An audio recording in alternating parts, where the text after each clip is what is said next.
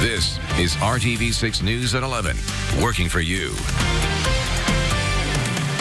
And good evening to you. Here at 11 o'clock, I'm Mark Mullins bringing you the news from my home tonight. And I'm Amanda Starrentino. Many Indiana restaurants are wrapping up a big day. The state allowed dining rooms to reopen today under Stage 2 of the governor's Back on Track plan. A Canby Sports Bar just over the Marion County line is among the establishments welcoming back customers for the first time since March. The owners of Heavy's Bar and Grill say the coronavirus pandemic almost ran them out of business. They tell RTV6's Cameron Riddle they are counting on the community to keep the doors open.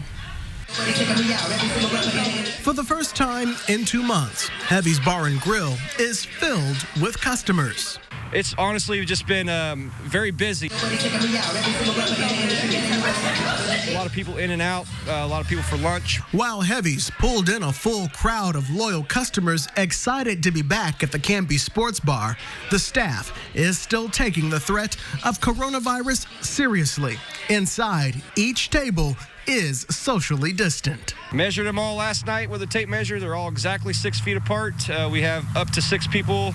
They have to be sitting down. You know, everybody's been abiding by the rules. So far, a lot better than what we thought. Employees are wearing masks even if their customers aren't. But Heavy's will also keep serving Hoosiers that aren't quite ready to dine inside with their party packs to go. The adult beverage kit has been a popular carryout item, providing the essentials for a stay-at-home party. Kyle Malat says if not for the idea, Heavy's would have closed weeks ago. Our sales have really kind of bumped up a little bit. Obviously, it's not what we're used to with not having customers in, but the party packs definitely kind of bumped us up on our sales and gave us some breathing room, if you want to call it that. In phase 2 of Indiana's reopening plans, restaurants can now welcome customers inside at 50% capacity. That's good news for the sports bar that is now counting on the community to make up for 2 months of very slow business. If this would have continued on till July, I don't know if we would have made it till July. We would have tried our best. We would have fought tooth and nail. That's one of my mom's biggest things. She'd never give up until the very end. But we're just happy to be open and to see everybody is the main thing. In Canby, Cameron Riddle, RTV6. Thank you, Cameron. And a reminder, this phase of Stage 2 does not apply to Marion County, where stay-at-home restrictions are still in full effect until at least Friday. Well, it was a different scene at some other central Indiana restaurants that opened today. More than 200 people made reservations at HC Tavern and Kitchen in Fishers, but the dining area is pretty big. Guests were seated at every other table to maintain social distancing. The restaurant had been closed since March 16th. Other safety precautions there include single-use menus and hand sanitizer for everyone.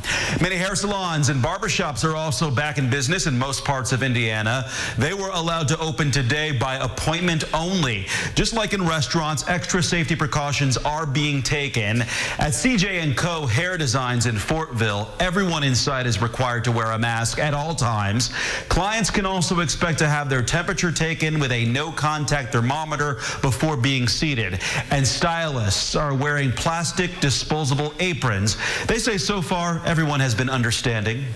I think they're having a little bit of fun with the masks and temperature taking and things like that. And they're laughing at us in our new gear, our plastic capes and things. Stylists are also leaving more time in between appointments to make sure they're able to fully disinfect things. Again, Marion County stay-at-home order is still in full effect through Friday, so salon restrictions are still in place. And many businesses are still prohibited from opening across Indiana as the pandemic continues, and some are not happy about it.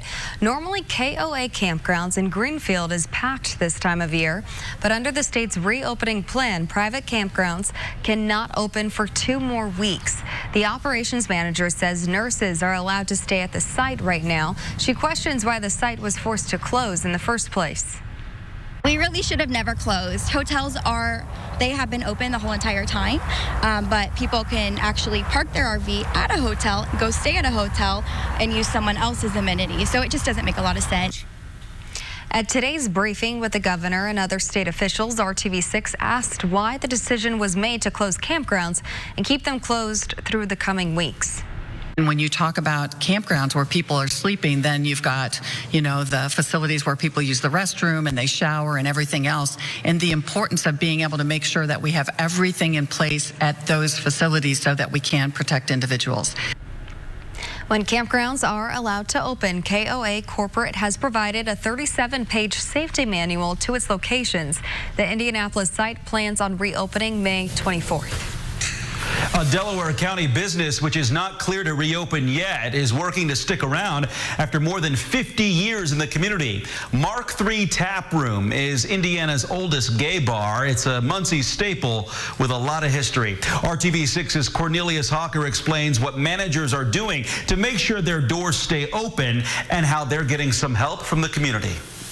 Natasha Martz knows keeping Mark III Tap Room open is important. Since 1968, so it means it's bigger than all of us. It means so much. Pictures from over the years show the sense of community the bar has created in its 50-plus years, turning strangers into friends.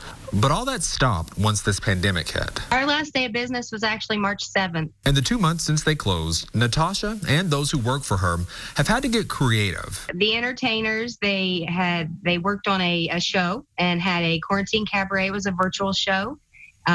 We have our COVID-19 relief fund. The relief fund is far from its $25,000 goal, but Natasha wants people to know they're going to make things work, thanks in big part to their landlord, Michael Wolf, who's not forcing them to pay rent while their bar is closed. He is an amazing guy. He is very involved in the community. I feel very lucky. We are blessed to be in the spot that we are in.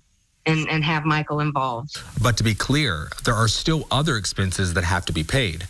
That's why Natasha says those who follow them online will see posts about fundraisers like this one from Tribune Showprint posters and events like the Quarantine Cabaret, giving folks a chance to continue giving back to a place that's given so much over the years to those who've walked through their doors. The community have just really stepped up and helped us, and it's, thank you is not enough. Working for you, Cornelius Hawker, RTV6.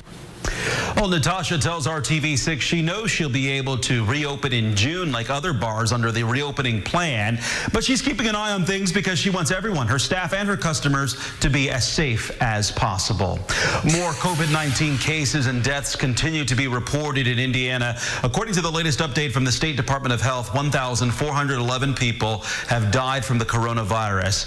More than 24,000 people have been tested and tested positive for the virus, and more than 146,000 have been tested altogether since the pandemic started. An Indiana hospital hit hard by COVID-19 has received a supply of an experimental drug to fight the virus. Remdesivir is being used on a very limited basis to treat coronavirus patients. Logansport Memorial Hospital says the hospital formed a team of doctors to determine who should get the drug and how it should be administered. Cass County has a population of about 38,000 people. More than 1,500 residents have tested positive for COVID. Most of the cases are among workers at the Tyson Meats plants, the county's largest employer. A financial incentive is now being offered for information in the senseless deaths of 2 young people in Indianapolis. Police say stray bullets struck and killed 8-year-old Roderick Payne Jr. and 16-year-old Nia Cope in separate shootings. The 10-Point Coalition is now offering a $1,000 reward in each case for tips that lead to an arrest and conviction. IMPD says Payne was eating dinner in his home on North Tacoma Avenue when he was killed on March 30th. Cope was riding in a car with her family near 38th and Arlington when she was shot on May 3rd. You can report information anonymously by calling 317-262-TIPS. Tomorrow, IMPD and Indianapolis Mayor Joe Hogsett will talk about police reform in the city. The mayor's office says the update is in response to calls from the community. This comes less than a week after 2 deadly shootings involving IMPD. Officers shot and killed a man early Thursday morning in what investigators believe may have been a plan to ambush them. And on Wednesday, an officer shot and killed Sean Reed near 62nd and Michigan Road after a chase. Investigators say Reed ran away and did not listen to commands to stop, and and then exchanged gunfire with the officer. Police held demonstrations at the intersection for several days after the shooting, calling for justice. On Saturday, that demonstration briefly turned tense, as you can see from this video from the scene. Police arrested a 41-year-old man and preliminarily charged him with obstruction of justice and disorderly conduct. And IMPD says officers used pepper balls as the crowd moved closer to them. The law license of Indiana's Attorney General will be suspended starting 1 week from today. The state Supreme Court ruled to suspend Curtis Hill's law license for 30 days due to sexual misconduct allegations. 4 women, including a state lawmaker, accused him of inappropriately touching them at a bar in March of 2018. The court ruled Hill violated the state's rules for professional conduct. Hill has denied the allegations. He released a statement in response to the decision, saying in part, quote, "I accept with humility and respect the Indiana Supreme Court's ruling of a 30-day suspension of my license with automatic reinstatement. I offer my deepest gratitude to my family, friends, and the entire staff of the Office of the Attorney General. My staff has worked tirelessly and without interruption and will continue to do so on behalf of all Hoosiers," end quote. And Governor Holcomb called for Hill's resignation shortly after the allegations went public. He was asked about the decision during today's daily coronavirus briefing. There's no good news in all of this for anyone and everyone that's involved in this specific case, but suffice it to say, my position, my personal position, has not changed since I reviewed the facts myself going on about 2 years ago. Hill's license will be reinstated automatically after the 30-day suspension. In his statement, he named Chief Deputy Aaron Nagengard to lead the Attorney General's office during that time. Hill is up for re-election this year. Some restaurants are surviving the pandemic. Coming up, how Danville is letting businesses take over the town square. And next. There is nothing else in life that someone can offer me to do for a living that I would rather do than be an Indianapolis firefighter. The pandemic is not stopping the Indianapolis Fire Department from hiring Hoosiers. How the application process is different and similar to most jobs. Kyle. Mark, it is chilly out there again tonight, but finally we have some warmer days to talk about. I'll let you know when we'll approach the 80-degree mark. You're watching RTV6 News at 11.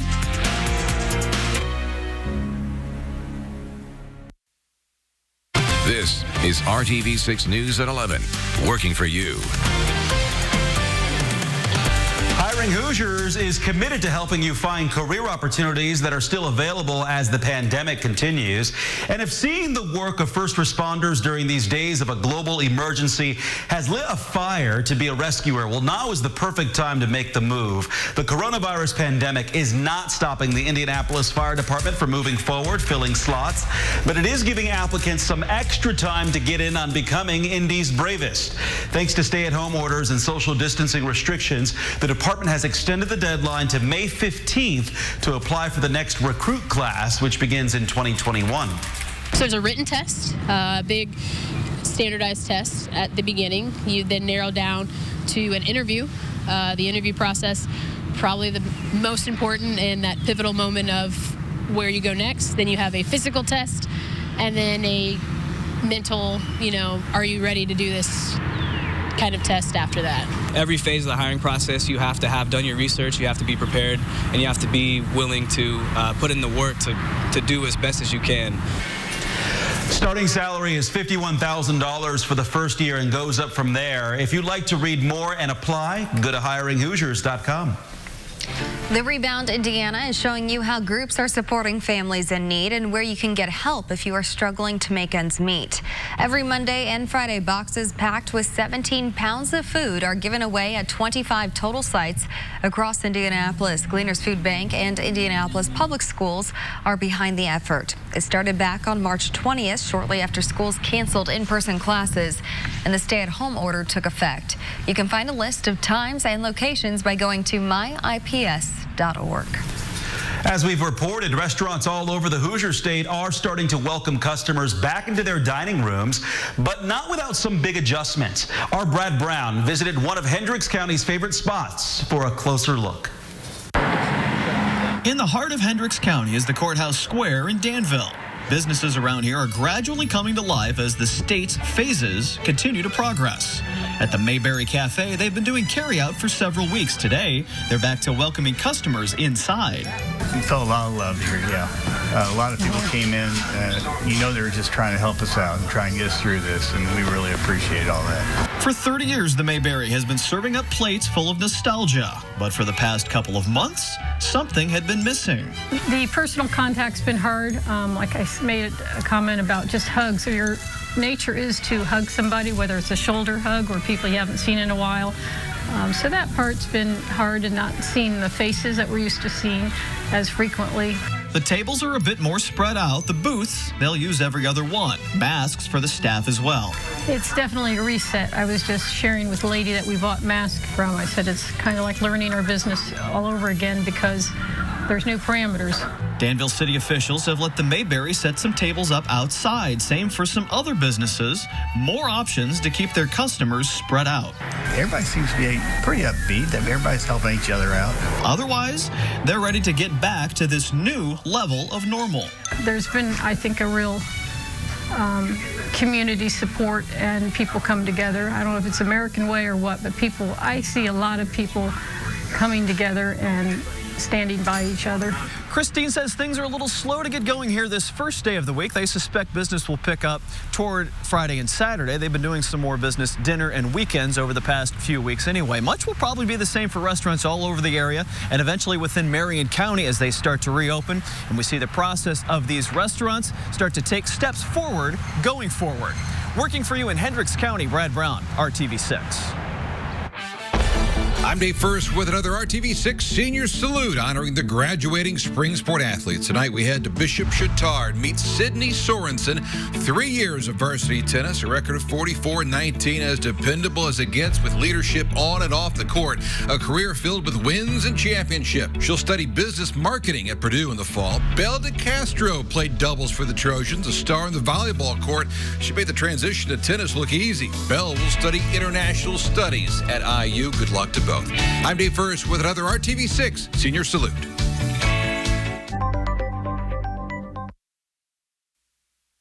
This is RTV6 News at 11, working for you. We are on the scene of breaking news on the west side of Indianapolis. Metro Police say a man and a woman are dead and another one hurt after a stabbing at a Carriage House West Apartments. That's on the West 10th Street near Lyndhurst Drive. Now, police are investigating what led up to the stabbing. They are asking anyone with info to get in touch with IMPD. As families struggle to afford groceries, food banks are facing an overwhelming demand, and a different type of bank that's often overlooked is struggling to keep supplies in stock. Scripps reporter Maya Rodriguez shows us diaper banks, and the families that they serve need help. We are a 10,000 square foot facility. We have industrial shelving up to the walls. Corinne Cannon knows every inch of this massive warehouse. Bottles and pacifiers. Formula and wipes, and above all, diapers inside the greater DC Diaper Bank. Diaper banks are here to make sure that families have what their babies need to thrive. Housed here, 1.2 million diapers. It may sound like a lot, but in just 10 days, the Diaper Bank gave out more than 500,000 diapers, a 300% increase, and nearly half their supply. So we're seeing an astronomical increase in need. According to the National Diaper Bank Network, 1 in 3 American families will experience not having enough diapers for their baby. And it's only gotten worse since the coronavirus pandemic began. And when a baby needs 8 to 10 diapers a day, that becomes real money very, very quickly. Diapers can cost up to 75 cents each, especially if purchased at a neighborhood corner store, which for some families is the only nearby option. That can add up to more than $200 a month. And it's not just here. The economic woes brought on by the coronavirus outbreak are placing a strain on diaper banks in nearly every state. From Montana, The poor and the vulnerable are always the ones who are hit hardest. To Arizona. We noticed an uptick in the number of phone calls that we were receiving. To Florida, where mothers waited in line at one distribution site. This is something that I wasn't expecting. Back in D.C., the diaper bank is actively fundraising to be able to buy diapers from wholesalers at a cheaper price than found in stores. We do not want people doing drives for us. We don't want folks going to a store and taking things off the shelf because we want to keep that supply chain strong. And keep babies happy. The idea really is making sure that a family has the essentials met to raise that baby in a healthy and safe way. To protect the most vulnerable among us. I'm Maya Rodriguez reporting. Well, some people might wonder why cloth diapers are not an option. Well, they are not allowed to be washed in laundromats or communal laundry facilities like those in apartment buildings. And many low-income families simply don't have access to their own washer and dryer. Families in need of free diapers can call 211 to connect to resources. If you'd like to donate locally, you can go to indianadiaperbank.org for information. And now to the forecast. Storm Team 6 meteorologist Kyle Mounts joins us now tracking warmer temperatures, which is very much welcomed after today, Kyle. Absolutely, Amanda. The second half of the week is going to feel a whole lot better than the first half, and many spots today didn't make it out of the 40s. And as we look across central Indiana tonight, that's where we find everyone still sitting in the 40s out there. We're at 45 right now in Indianapolis, not too far away from the 30s, though, in Martinsville and Richmond, both at 41 degrees. I think we'll settle back down into the 30s by tomorrow morning, and so that's going to bring some areas of frost. 36 in Danville, 36 in Rushville. That frost advisory is in effect for much of central Indiana. I think this is going to be the last one we have to deal with, though, for a while.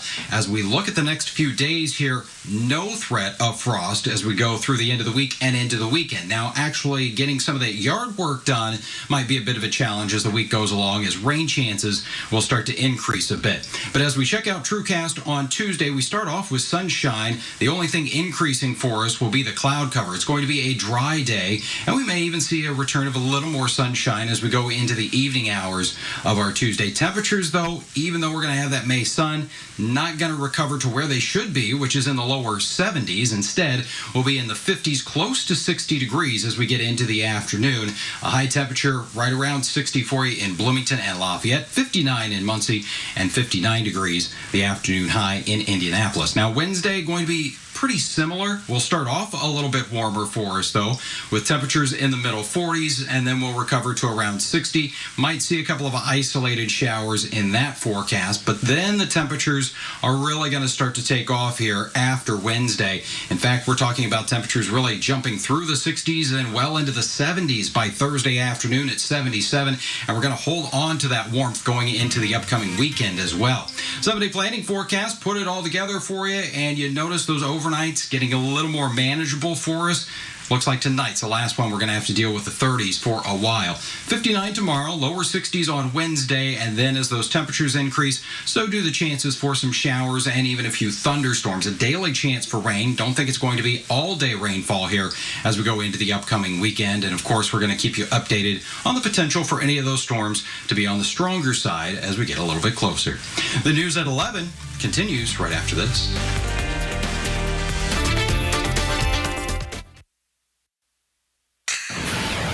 You can find everything you need to know about the COVID-19 pandemic anytime on our website, theindychannel.com/coronavirus.